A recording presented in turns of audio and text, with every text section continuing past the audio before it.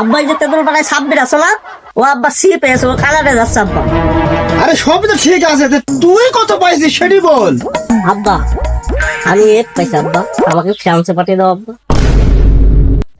শালার আমি মানুষের মুখে শুনলাম যে এক মানে ফেল, আমার শালা ছেলেকে ফেল টেল করলো নাকি, বুঝতেও পারছি না কি যে করি।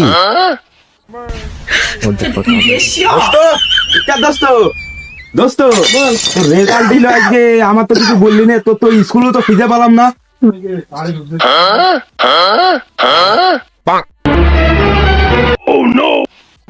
বিষয়টা তো কিছুই বুঝতে পারলাম না, আসলে ইশারা করছে কেন, একটু জিজ্ঞেস করে দেখি দিনে। আচ্ছা বাবাজি, ওই রেজাল্টটা তোমার ভালো হয়েছে না?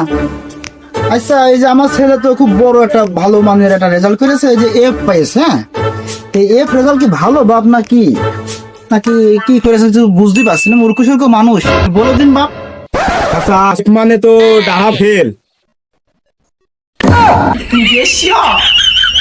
শালা ছেলে ফেল করে ফ্রান্স যাবে না, ফ্রান্সে পাঠাচ্ছে তারা, শালা থেকে ফ্রান্সে পাঠাচ্ছে, ফ্রান্সে যা, ফ্রান্সে যা। আমি ফ্রান্সে যাবো না।